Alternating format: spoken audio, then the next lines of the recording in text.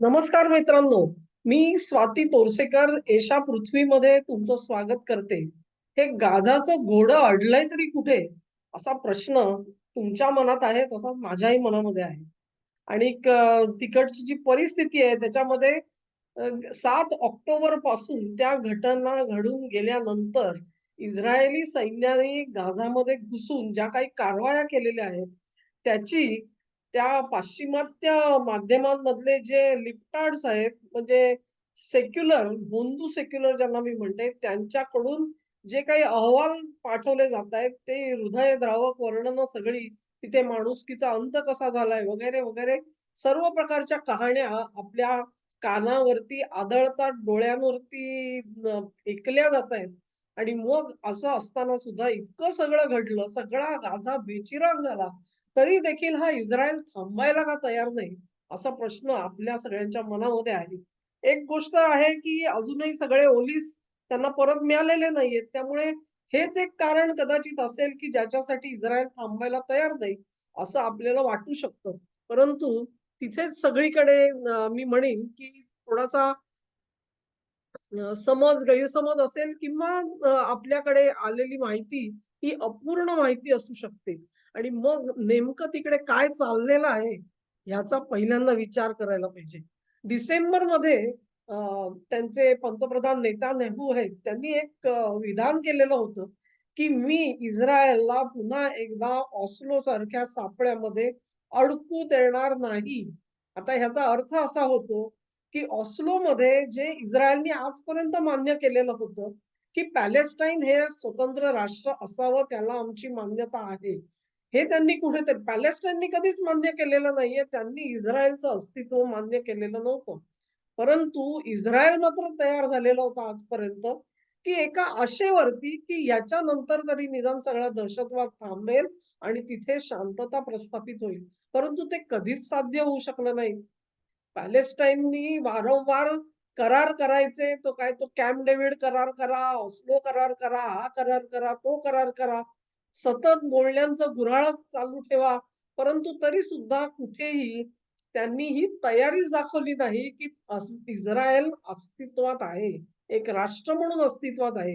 ज्याच्या अस्तित्वासाठी युनोचा ठराव आहे आणि युनोनी ज्याला मान्यता दिलेली आहे, ते युनोचे सगळे ठराव नाकारतं कोण? तर पॅलेस्टाईन नाकारतं आणि पॅलेस्टाईन ऑथॉरिटी नाकारते.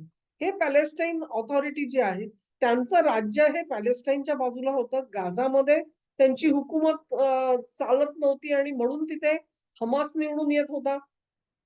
आणि त्या हमासने इस्रायलवरती आक्रमण केल्यानंतर गाझा आता कसा सगळा बेचिराख झालाय, ते सगळं आपण ऐकतो आहोत. असं म्हणतात, की तिकडे जवळ-जवळ 15 ते 20 लाख गाझामधले लोक राहतात आणि अत्यंत दुर्दशेमध्ये राहतायत. त्यांना ना इजिप्त घ्यायला तयार आहे, ना जॉर्डन घ्यायला तयार आहे. कुठलाही अरबी देश हा त्यांना सामावून घ्यायला तयार नाही. अशा अवस्थेमध्ये ते नागरिक आपलं आयुष्य कंठत आहेत. तर ह्या सगळ्यावरती आता पॅलेस्टाईन ऑथॉरिटीचं काय म्हणणं आहे? हा सुद्धा प्रश्नच आहे. गेल्या काही वर्षात तरी निदान आपल्याला दिसून येतं, की पॅलेस्टाईनमध्ये अशा प्रकारच्या कारवाया काही होताना आपण बघितलेल्या नाहीयेत आणि मग कदाचित आपल्या मनामध्ये असं येऊ शकतं, की ही पॅलेस्टाईन ऑथॉरिटी म्हणून जे काही गौडबंगाल आहे, ते ह्या हमाससारखे दहशतवादी नसावेत कदाचित. परंतु ह्याच्याबद्दल सुद्धा मनामध्ये प्रश्नचिन्ह आहे. म्हणूनच नेत्यानाहू म्हणतात, की मी आता पुन्हा एकदा ऑस्लो सारखी चूक इस्रायलच्या हातून होणार नाही, याची ग्वाही देतो. याचा अर्थ असा आहे, स्पष्ट शब्दात सांगायचं झालं तर इस्रायल टू नेशन थिअरी जी आहे, ती पूर्णपणे नाकारतो आहे. आजपर्यंत जी सगळी बोलणी चालू होती त्याच्यामध्ये इस्रायल हे एक देश असावा, पॅलेस्टाईन हा एक देश असावा, अशा पद्धतीने सगळं चाललेलं होतं आणि मग ह्यांनी काय करायचं, त्यांनी काय करायचं वगैरे, वगैरे चर्चेचं गुऱ्हाळ चालू होतं.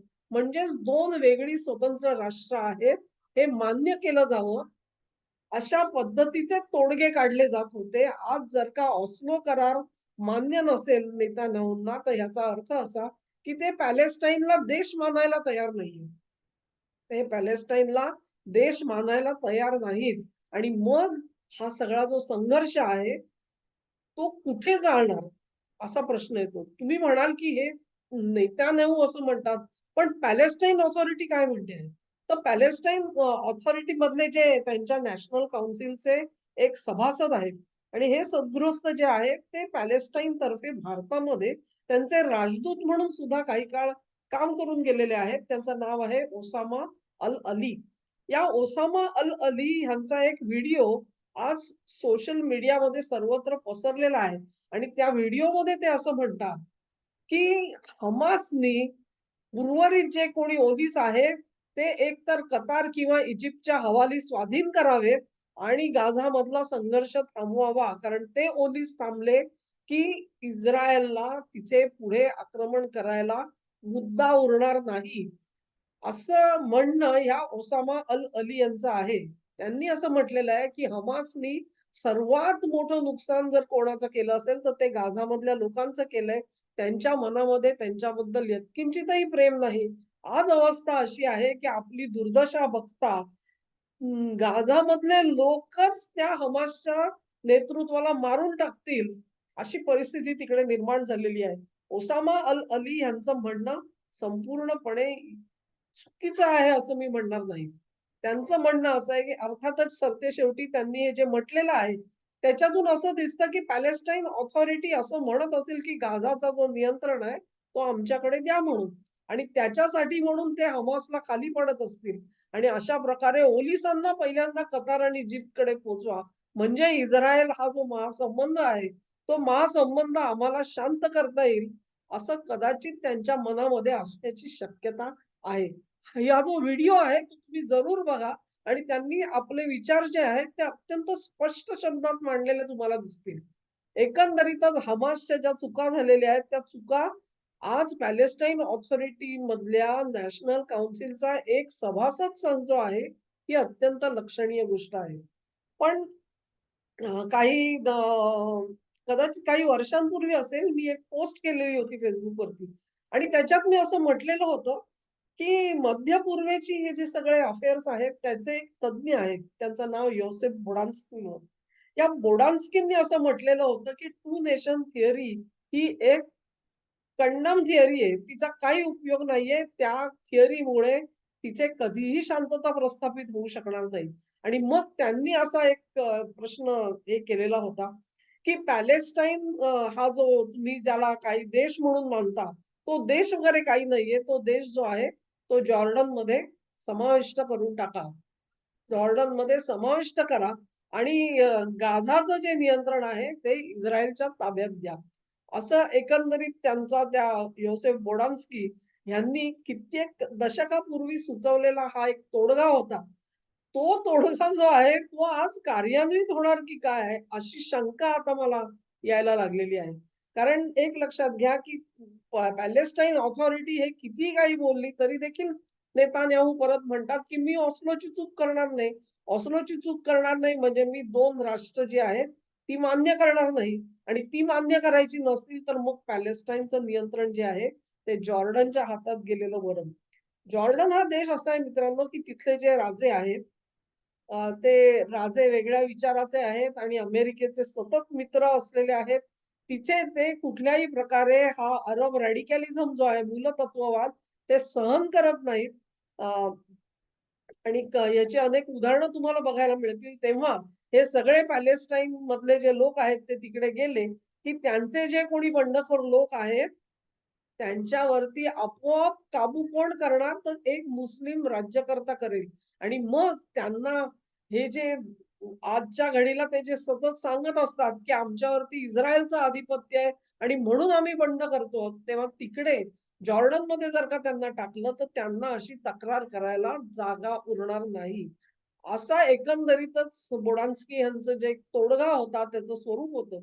ह्याच्यावरती अनेकदा प्रश्नचिन्ह उठवली गेली, परंतु आजच्या घडीला तरी मला ते एकदा परत कदाचित होईल का काय? अतिशय पुसट शक्यता आहे मित्रांनो, अतिशय पुसट.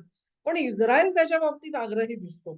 आणि मग अशा मी एक व्हिडिओ जो केला हल्लीच, की कतारनी मध्यस्थी मागितलेली आहे भारताची. ती कशासाठी मागितली? कारण भारत टू नेशन थिअरी मानतो. आणि मग इस्रायलला बाबा सांभाळा, तुम्ही त्याचं मन वळवा त्यांना या दोन राष्ट्रांची जी संकल्पना आहे ती त्यांनी आता मान्य करावी आणि हे सगळं थांबवावं. म्हणून भारताने त्याचं मन वळवलं पाहिजे. कारण इस्रायल कोणाचंच ऐकायला तयार नाही. त्यांनी अमेरिकेचं सुद्धा ऐकायचं नाही असं ठरवलंय. हे जे वाक्य नेतान्याहू म्हणाले, ते त्या ब्लिंकेन साहेबांना आणि बायडेन साहेबांना दिलेलं उत्तर होतं. तेव्हा इस्रायल स्पष्टपणे नकार देतोय. त्यांचं मन वळवण्याचं काम भारत करू शकतो असं कतारला वाटलं, तर त्याबाबत त्यांना दोष देता येत नाही. आणि कदाचित हे सगळं व्हावं ह्याच्यासाठी म्हणून ते नौसेना अधिकारी जे आहेत, ते पकडले चुकीचे जाऊ शकतात. आणि त्यांना आज जे सोडून दिलं ते मोदींच्या कदाचित शब्दावरती सोडून दिलेलं असू शकतं. तेव्हा हे सगळं जे आहे, गाझामधल्या लोकांनी ऑलरेडी त्या लोकांचं करायचं काय? तर त्यांना पॅलेस्टाईनमध्ये कदाचित स्थलांतर करून आणखीन त्याचं ते तिकडे पॅलेस्टाईनमध्ये राहावं, नाहीतर जॉर्डनमध्ये राहावं. पहिली गोष्ट अशी की कदाचित जॉर्डन या सगळ्याला तयार होईल असं नाही. कारण सुरुवातीच्या काळामध्ये आज तुम्ही ज्याला पॅलेस्टाईन म्हणता ना, त्यातला जवळ-जवळ 3/4 भाग जो आहे तो जॉर्डनने आधीच गिळंकृत केलेला आहे. त्याच्या योगाने जे पॅलेस्टीन तिकडे आले, त्यांनी त्या राजवटीला भयंकर डोक्याला त्रास दिलेला आहे. तिथे ते बंड करतात त्या राजाविरुद्ध आणि अशाच कारण सगळा इतिहास तसाच आहे. जिथे कुठे असतील तिथे राज्यकर्त्याला छळणं, ह्याच्या पलीकडे उद्योग नाही. तेव्हा आता हे जे पॅलेस्टाईनची जनता आहे आणि ते गाझाचे लोक जर का तिकडे उचलून तिकडे ठेवायचे म्हटले, तर त्यांना अधिकृतपणे जॉर्डन आपल्याकडे घेईल का नाही माहिती नाही, परंतु तो आधिपत्यासाठी कदाचित तयार होऊ शकेल. तसं झालं, तर मग कदाचित मध्यपूर्वेचा जो इतिहास आहे, तो इतिहास बदलू शकतो. आजच्या घडीला अशा सगळ्या बदलासाठी अनुकूल असलेले राज्यकर्ते हे मध्यपूर्वेमध्ये असल्यामुळे एक अंधुकशी आशा आहे असं मी म्हणू शकते. नाहीतर इस्रायल आपलं पाऊल मागे घ्यायला तयार नाही, हे अतिशय स्पष्ट आहे. बघूया या संघर्षाला कसं वळण मिळतंय ते. कदाचित आपल्याकडच्या निवडणुका संपेपर्यंत ह्या सगळ्याला गती येईल असं दिसत नाही. कदाचित येऊ सुद्धा शकेल. बघू काय होतंय ते. हा व्हिडिओ मित्रांनो तुम्हाला आवडला असेल अशी आशा करते. तुम्हाला आवडला असेल तर जरूर तुमच्या मित्र-परिचितांपर्यंत ही लिंक पाठवा. चॅनेलला सबस्क्राईब करा, व्हिडिओ लाईक करा आणि त्याच्या विस्तारासाठी आपलं सहकार्य करा. धन्यवाद.